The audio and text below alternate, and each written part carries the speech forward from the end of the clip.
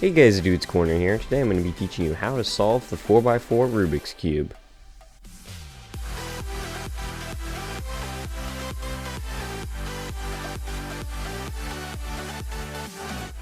Now, there's a few things that you will need to know for solving the 4x4. The first thing is, this will probably take you about as long to solve as it did for you to learn how to solve a 3x3. So, when you learned how to solve 3x3, however long it may have taken you, it's probably going to take just as long for you to learn how to solve the 4x4. Now, as crazy as it may sound, you already actually know how to solve half this cube if you know how to solve 3x3. And you might be like, whoa, wait, what? But I'll explain later on how you already know that. But also, if you have no idea how to solve a 3x3, you do need to know how to solve one before you can learn how to solve a 4x4. I do have tutorials down in the description on how you could solve a 3x3, so those can also help you out. And some of you may also be wondering, like, do I need to know how to solve a 2x2 to solve a 4x4? And no, you don't. The only cube you need to know is a 3x3. Now, the first thing I do want to talk about is the structure of the cube. The first thing that we can notice is that we have 4 center pieces, 2 pieces that make up one edge, and then 8 corners again. So in this puzzle, there's technically going to be 24 center pieces, and there's going to be 24 edge pieces, and then 8 corners. Now, how it will make this be useful and everything, I'll explain as we go along, but the next thing I do want to talk about is how notation is going to work. Now, in my last video, when I said, this is your right side, left side, this is your, U, this is D, this is F, all that stuff. Well, I also mentioned in the angle case, I put a lowercase f, and that meant turn the front 2 layers. Well, in this tutorial, that's not going to mean that anymore. So a lowercase r means you're going to turn the inner R layer. So this layer right here. And then a lowercase l would be turning this layer in here. And this would be a capital L. And then, so that's how those will work. And then the other thing that you'll have to know is when you need to turn both of these, it's going to be a capital and an R like that. So this would be RR and then RR prime. And this would be RR2. And then, of course, another RR2. So that's how we will be doing notation on the cube. This is going to be very, very needed, as crazy as it may sound, because it's one of the most important parts for solving the Rubik's Cube, especially when it comes to algorithms. And some of you might be here thinking, oh, how many algorithms am I going to have to learn? Well, off the top of my head, I think you'll only need 3. And these algorithms are not going to be like the base algorithms that I was showing you, how like you had the right algorithm and then the left algorithm, and you just have, R, U, R prime, U prime. These ones will be only one specific algorithm for specific cases, which you'll see as we go along. However, the right and the left algorithm will both be used in this tutorial. So, and just to refresh, if you used a different tutorial, the right algorithm would be R, U, R prime, U prime. And then the left algorithm would be L prime, U prime, L, U. So we have the right and the left algorithm figured out. The next thing I want to teach you is what happens if we only scramble the outer layers. So if we never turn the middle layers. Well, if we just turn the outer layers and we scramble it up,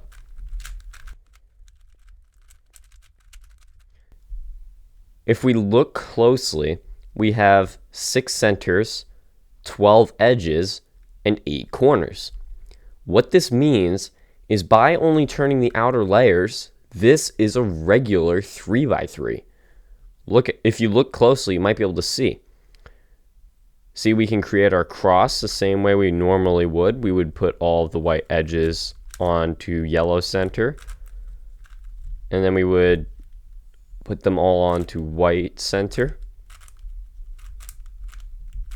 And as you can see, this is going to work exactly like a 3x3. Then we would do our corners and everything. I'm not going to go through the whole process, but only turning the outer layers makes a 3x3. Well, what does this mean? How can this be helpful? Well, this is going to be the state that we are going to create So we are going to build our centers, and then we're going to build our edges. And then once we build, after we built our edges, all we need to do is just solve it like a regular 3x3.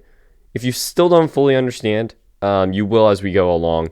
So, all right, so that's everything you really need to know. You know how the notations work, so you know the structure, how many pieces, and the way we will be solving it. So let's go ahead and scramble up the cube.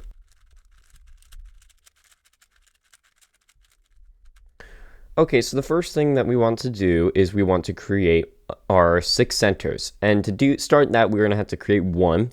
And I always, of course, like to do white first. Now, I think it would be smart if we go ahead and do one that has one. So we already have one here. Our other 4 are here, here, and here. So let's go ahead and rotate this one up into here. We can just go ahead and turn that like that. It's not too hard. However, if it was like this, and you turn it up like this, you probably don't want that. So just go ahead and turn the top so that we can create a line like that. Yeah, let's go ahead and do this one. We want to bring this up, but if we rotate it up, it's knocking these 2 back, so we don't want to do that. So we're going to turn the front, so we're repositioning it, and then we can just insert it in like that. And then we got these 3. Now we have one left, and this one's on the bottom. So generally, when in these specific cases, it's not going to be often on the bottom. I'll explain what to do if it was on one of the other sides other than the bottom. But if it's on the bottom or if it's on one of these sides, what you're going to do is you're going to put the top so that it is in the angle shape where you're holding it. So when you're holding when you're facing one side, you're going to hold it so that this is in the angle shape. Now, what about this white piece at the bottom? Well, if we just rotate down, not turning any other way, just like this, we want this to be on the top left always. So here. So this is on the top left, and this is held in the angle shape. Holding this on front with the piece on the bottom, this is when the piece is on the bottom. If it's in front, you would just hold that side in front with this on top. And you're going to rotate it twice because it's on the bottom. If it was here, you'd only rotate it once, and then it would line up into a line right here. This does knock these 2 out. So to put them back, we're going to turn the top backward like this, so that when we turn this twice again, it'll fix our white and we'll have another piece in. So as you can see, we have completed white center. If that was hard for you to follow along, don't worry. You'll be able to figure out more as I finish all the remaining 6 centers. So the next thing we want to do is do yellow. Now, yellow center is opposite of white. This may be helpful for you to remember where all the colors go. And where all the colors go, you can easily just look at a 3x3, or you can even just look up a picture. But if you need me to explain, white, there's going to be white opposite of yellow, and then holding white on bottom and yellow on top, and then one color, let's say we have blue done, then that means holding yellow on top, on the right of blue will be red, on the left of blue will be orange, and on the back of blue would be green. And I'll, of course, show you that as we go along, too. So I thought I'd mention that now, because we're about at that point where putting our centers is going to matter. Because we can't just have, like, yellow here, because white, the opposite of white needs to be yellow, and yellow needs to be up here. So this piece needs to go up into here. Now, how are we going to put it up there? Well, we can just go ahead and rotate it up, but that brings out this line right here, and we don't want to break that line up. So to put this back, we're going to rotate this yellow out of the way so that this line here can come down back like that. And as you can see, the yellow stayed, and these are back down. The next one we have is this one right here. And this one we're going to hold in the top left. It's always going to be the top left. For the piece you're inserting in. And then this one you're always going to also hold in the top left. And then you're going to rotate it up, and you're going to bring this out of the way once. You can't do twice, that'll mess things up, and you can't do it this way. You need to bring it out exactly over to the top right. Then you're going to bring this down, and then that fixes it. Now, you might be thinking, wait, but we weren't doing that for white center. And one of the main reasons why is because we didn't have to repair anything. We were just turning back and rebuilding our white center. And the next thing we need to do is get this piece in. And then when you have a line, you're going to hold it on the left side, and then the dot the piece you're inserting in needs to be on the top left again. So you're going to rotate it up, and then you're bringing it to the top right side. So you're not there, just on the top right. And you're going to bring this back. And then that gets that one in. And the last one, holding this in the angle shape, which is in already its position. We're going to put this on the top left again. And then we're going to slice it up. And then we're going to bring this line here out of the way. And then we can bring this back down just like that. As you can see, we've completed white and yellow. If you're still not following, just keep watching and hopefully you should be able to figure it out. The next thing we're going to want to do is we're going to want to do blue center, and we have one here, so let's just go ahead and make use of this. So we have this one here, and we can insert it up into here. So this has to be on our top left, and then this needs to be on our top left. That's for this specific case. And we're going to slice it up, rotate it out onto the top right, and then bring this back down. As you can see, we've created a line. Now you might be thinking, oh, we have a line here, so let's just go ahead and insert it. Well, we don't want to break anything, so let's not do that. We're just going to go through the regular steps as we were doing before. So we're going to insert this piece next, and it's already in the top left where it needs to be. And then this line needs to be held on the left side. So we're going to rotate it, slice it twice because it was on the bottom. And then we're going to rotate this piece to the top right. And then we're going to bring this back down twice. And as you can see, that got our next piece in. And then the last one, we're going to rotate to the top left. And then this is already in our angle position. So we can go ahead and rotate this twice. Rotate this blue to the right so it's out of the way. And then when we can slice back, fixes up our blue. Next thing we need to do is red. Now I mentioned this a second ago, but I'm going to mention it again. When you've already finished 3 of your centers, and specifically I would like if you could do white, yellow, and then blue in the exact same way that I just did. And then facing blue with yellow on top, red is going to be always on your right, and orange is always going to be on your left. So that means our next center we're going to do is red, and that's going to be over here. So remembering that that is over here, we're going to go ahead and rotate our next piece in. Now we have this one right here that we can rotate in. Because it's already on our top left. So let's go ahead and slice that up. And then, but to fix our blue, we have to do as we would before by turning this to the top right and then bringing this back down. And as you can see, that kept our blue and all of our other centers, and then this piece is in. And the next thing we need to do is insert this one in, and it's already in the top left. This one needs to be in the top left as well. And we're going to go ahead and slice it up. And we're going to rotate this over to the top right and then slice this back. And I got 2 of them in. And then we also have these 2 down here. Now this one's already considered in the top left, so we'll do this one next. And then this line needs to be held on the left. And we're going to go ahead and rotate this twice because it was on the bottom. And we'll rotate this to the top right. And then bring this back down twice. And as you can see, that's got 3 now in. And we're going to want to put this one on the top left.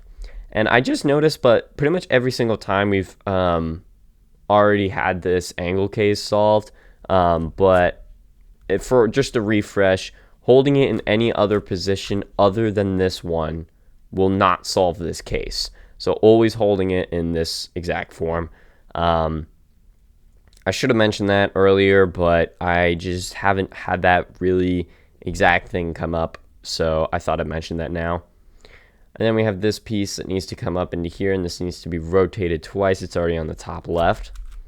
And we're going to rotate this over out of the way, and then we're going to bring this back down twice again. As you can see, that has solved red.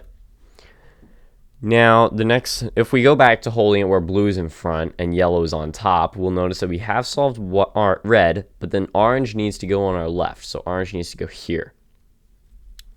So to do orange, which needs to go here, we're going to insert this piece next. And the way we're going to do that, and here's the thing, with your last 2 centers, it's going to be a little bit different. And here's why. When it comes to your last 2 centers, you have to when you're going to end up solving the remaining two rather than just one at a time at this point. So let's go ahead and do this specific case here, where we have this one orange and this one orange here. Make sure we have them both in the top left, the one that we'll be inserting in. So we'll insert it in like that, bring this to the top right, rotate this down like that. Now, this is considered as putting it into the next step where we want it to be. So we want to put this line on the left, and then we want this dot to be in the top left. The next one we want to insert in. So let's go ahead and slice it in, and then we're going to rotate the top so that this comes back to the top right side, and then bring this down. And then the last step is putting this dot in, and we're going to do that the same way. This is already in the angle case. This is on the top left. Slice up, rotate this back, and then slice this back down. As you can see, we have completed all of our 6 centers. Now the next thing we need to do is edges. Now when it comes to edge pairing, it's actually not as complicated as it may sound. Most people would find this to be considered like a harder step, but it's actually not. So let's go ahead and pair up these two pieces here. We have a blue and a white. We're going to keep turning without turning the middle layers. We're going to keep turning until they're across from each other. So we can just do this and then that. Then these two are across from each other. Now we have to look, are they directly across or are they diagonally across? These two are diagonally across, and that's what we want. If you have directly across, I'll show you how to do that in a minute. What you're going to want to do is you're going to want to slice it to pair it. But here's the thing. We just broke up our centers. So to fix this, we're going to rotate this into the top layer up here. Okay? And we're going to want to bring in one of these 3 pairs over to here. So one that is not already solved. So this is considered a solved pair. This is considered not a solved pair. We're going to want to bring this one or any of the other 2 over to where this solved pair was. That way we can bring it back down, and then we can slice this back to fix our centers. So this solved our centers, and it paired this edge pair right here. I'll do a few more examples, that way you can still kind of follow along. This time we have these 2 right here, this one and this one. Let's just go ahead and line them up. Okay, these ones are diagonally across. So let's go ahead and slice them. Now this did break up our centers, so remembering how to do this, we need to rotate this up to the top, which this is our top. And yes, it doesn't matter which side is technically your top at this point. So we're going to rotate this up, and we want to bring in one of these other pairs. Now you might think, okay, this pair should be fine to bring in, but specifically we should not do this pair because this one is already solved. So let's go ahead and put that back. So putting in a solved pair is just going to break it up. This one is not solved, and this one is not solved. So let's go ahead and insert this one in. It doesn't matter actually if it was this one or that one. I'm just inserting one. And we're going to bring this back down, and then we're going to slice this back. And as you can see, that did solve this pair, which was the one we were trying to solve. And then our next case, we can do these 2 right here. We'll go ahead and line them up. Now these 2 are directly across. You can see that there, one here and here. It wasn't like diagonally. If this is the case for you, what you're going to do is you're going to perform the new algorithm that I was telling you you would have to learn. There's a few different ways of doing this. Personally, I like doing it this way.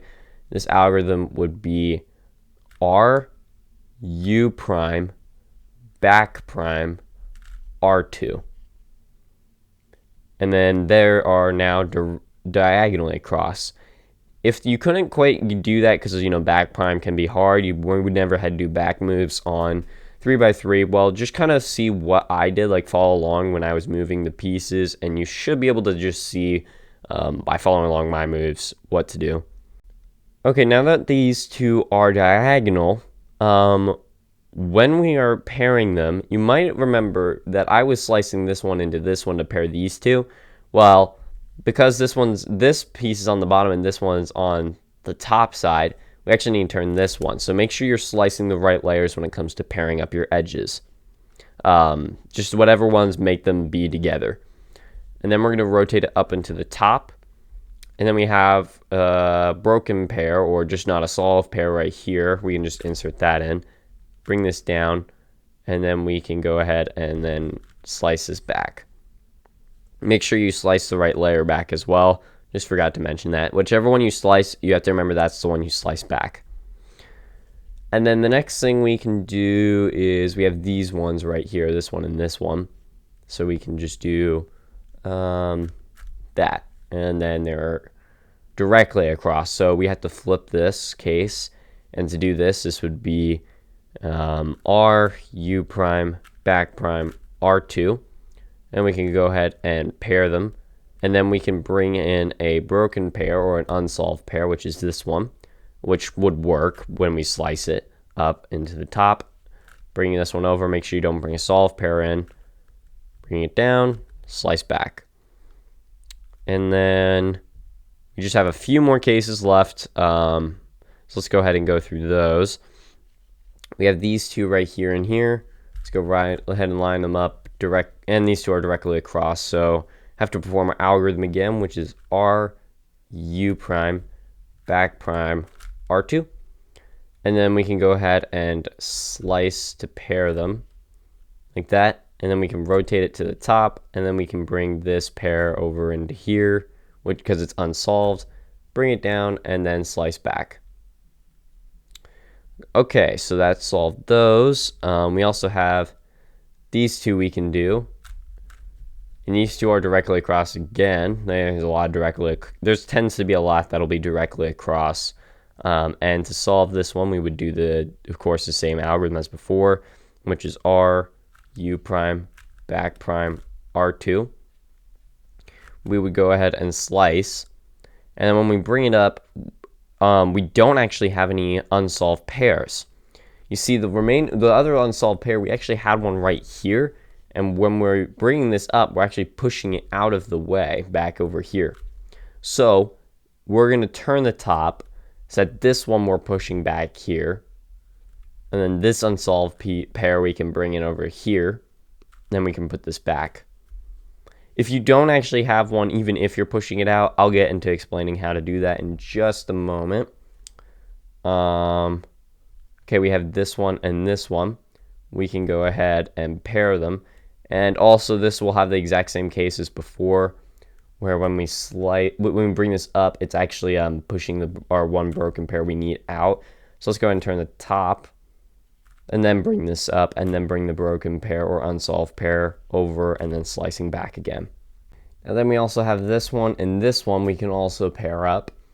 And when we pair them up by slicing, and we try to bring this edge up, we'll notice we have no other unsolved pairs we can put into here, and even the one we're putting back into here is an already solved pair. So where is our other solved pair then, keeping this sliced? Well, we can't look at the middle layer. If we want to, we would have to slice this back, and then we can kind of see. But when we were looking over here, there was nothing. But if we turn the cube around, we'll see that we have one here. If the piece was like down here, you would just rotate it to the top like that, and then you'd be good. And then we're just going to go ahead and slice to pair these. Rotate this to the top, and then we're going to bring this unsolved pair over to here where we had the solved pair. Bring this down, and then slice this back.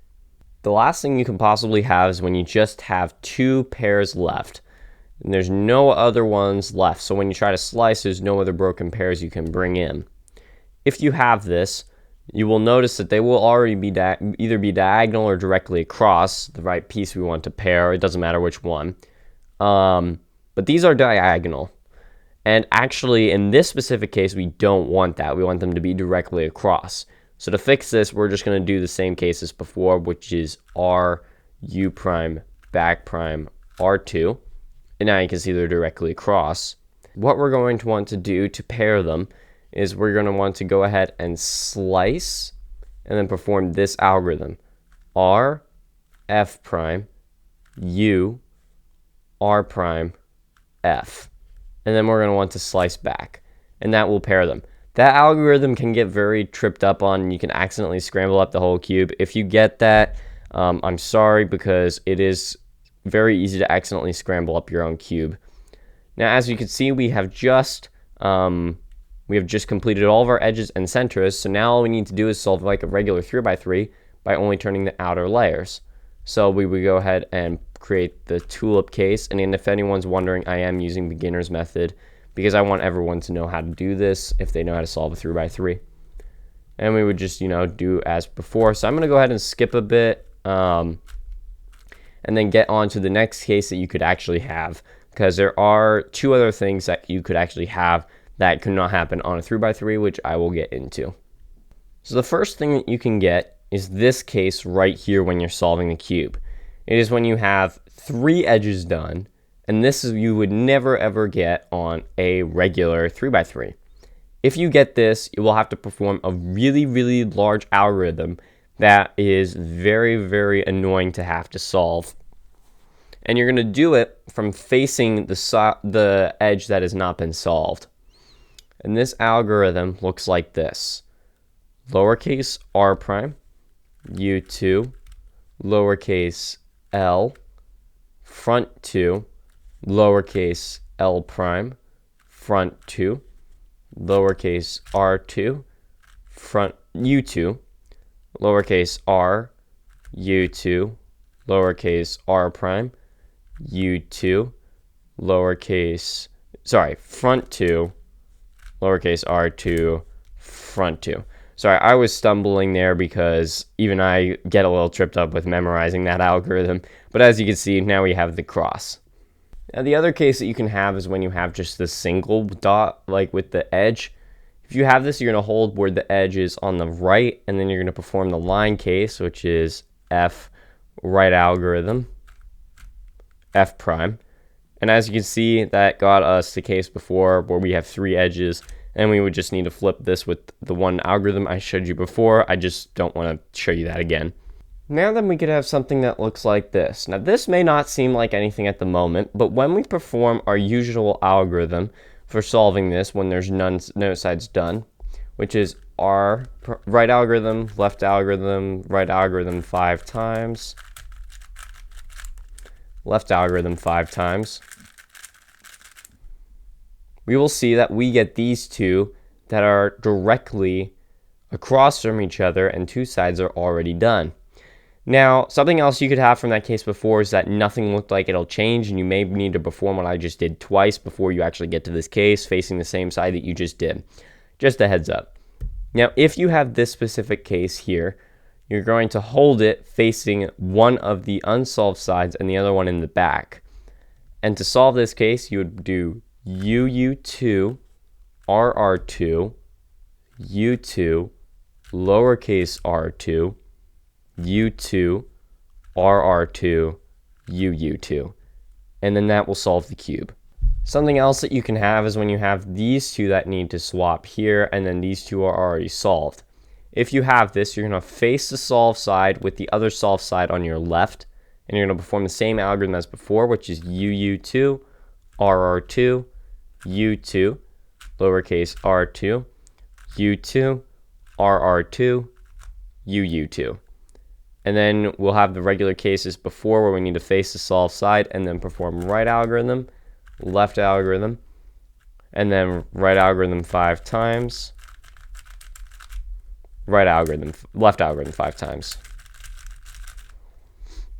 And then there you go, the cube is solved.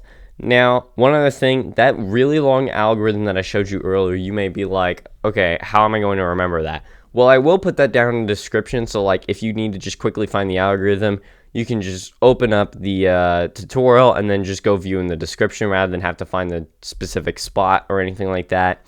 So that'll just make it a little easier for you. Also, I will, if you have any questions that you're struggling with, like on the puzzle or anything along those lines, I'll try to answer them. I know me or other cubers may be able to help you with that. So be sure to leave those questions down in the comment section and I'll try to get back to you. But anyway, yeah, that is how you solve a 4x4. So thank you guys so much for watching. If you found this video helpful, please remember to hit that like button down below and hit the subscribe button as well as those bell notifications if you want to learn any other future tutorials, because there will be more coming out very soon. So thank you all so much for watching, and I'll see you all in my next video.